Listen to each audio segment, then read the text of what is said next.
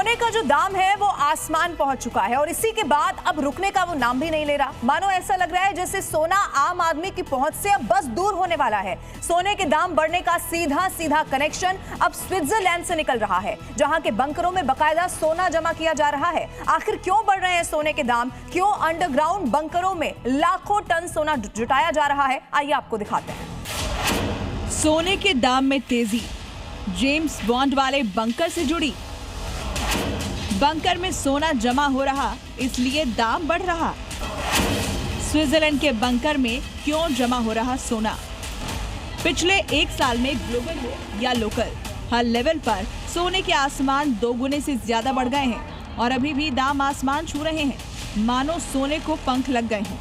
आम लोगों से लेकर इन्वेस्टर तक सब हैरान हैं कि आखिर सोने का दाम इतनी तेजी से क्यों बढ़ रहा है और लगातार बढ़ता ही जा रहा है।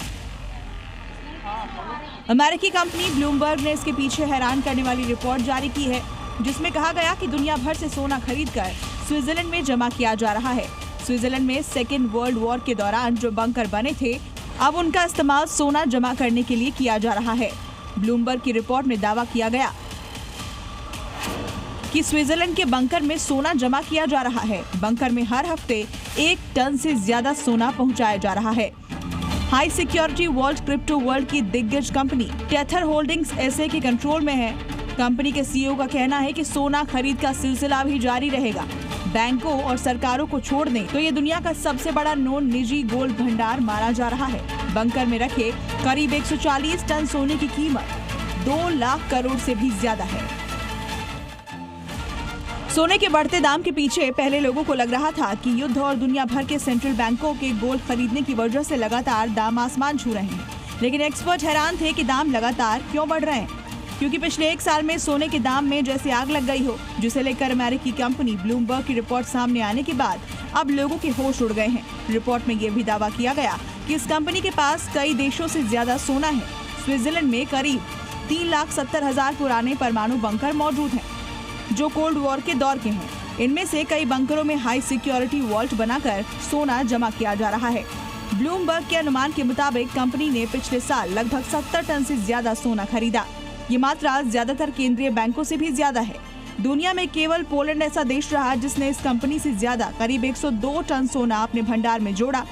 बड़े एक्सचेंज ट्रेडेड फंड्स को छोड़ दिया जाए तो टेथर कंपनी जितनी खरीदारी किसी और प्राइवेट संस्था ने नहीं की। गोल्ड स्विट्जरलैंड के बंकरों में इस वक्त जमा किया जा रहा है, उसका सिर्फ एक ही रीज़न है, वो है कि वर्ल्ड के सबसे ज़्यादा, दुनिया के विश्व के सबसे ज़्यादा एसेट बेस्ड जो फंड्स हैं वो रजिस्टर्ड हैं स्विट्जरलैंड में। अगर जिस कंट्री में वो रजिस्टर्ड होते हैं तो एसेट बेस्ड फंड का मतलब है कि वो एसेट आपका उस कंट्री में होना चाहिए। तो टैक्स रीज़न से स्विट्जरलैंड में एसेट बेस्ड फंड्स बनाए जाते हैं। टेथर कंपनी के सीईओ का कहना है कि वो सोना खरीद जारी रखेंगे, यानी आने वाले दिनों में सोने के दाम में गिरावट आने की कोई संभावना नहीं है, क्योंकि युद्ध और ग्लोबल पॉलिटिक्स में अनिश्चितताएं बनी हुई हैं। इसलिए कंपनी अमेरिका पर निर्भरता कम करना चाहती है, क्योंकि ट्रंप के हर दिन पॉलिटिक्स और पॉलिसीज पर बयानबाजी और बदलते स्टैंड की वजह से बाजार और ग्लोबल रिलेशंस में तेजी से बदलाव आ रहा है। इसलिए टेथर होल्डिंग्स के सीईओ अर्दोइनो का कहना है, अमेरिका के जियोपॉलिटिकल राइवल फ्यूचर में डॉलर के मुकाबले सोने के सपोर्ट से नई करेंसी पेश कर सकते हैं। इसलिए टेथर अपने भारी मुनाफे का बड़ा हिस्सा लगातार सोने में लगाएगी और अब बैंकों की तरह मेटल ट्रेडिंग में भी उतर रही है। कंपनी के सीईओ ने आगे कहा, हम जल्द ही दुनिया के सबसे बड़े गोल्ड सेंट्रल बैंक जैसे बनते जा रहे हैं। वैसे तो ग्लोबल गोल्ड मार्केट का नेचर काफी सिक्रेटिव होता है। कौन कितना खरीदता और बेचता है, इस बात की बमुश्किल ही पुख्ता रिपोर्ट सामने आती है। और ऐसे समय में जब युद्ध की और ग्लोबल पॉलिटिक्स अनसर्टेन हो रहा हो तो और ज्यादा गोपनीय खरीदारी होती है। ऐसे में अंदाजा लगाया जा रहा है कि ओरिजिनल डेटा इससे ज्यादा ही हो सकता है।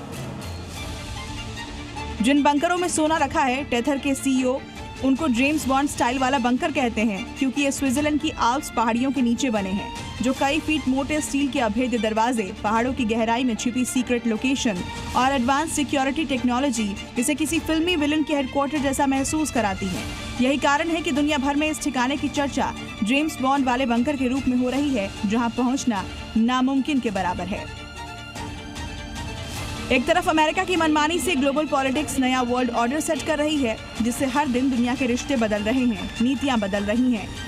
ग्लोबल पॉलिटिक्स में लोग अमेरिका से दूरी बना रहे हैं, इसलिए जल्द ही कई देश डी-डॉलराइजेशन पर भी विचार कर रहे हैं। ब्रिक्स में तो कई बार डॉलर के मुकाबले नई करेंसी की मांग हो चुकी है, इसलिए टेथर हर रोज तेजी से सोना खरीद रही है और दुनिया का सबसे बड़ा गोल्ड रिजर्व बैंक बनने का सपना देख रही है।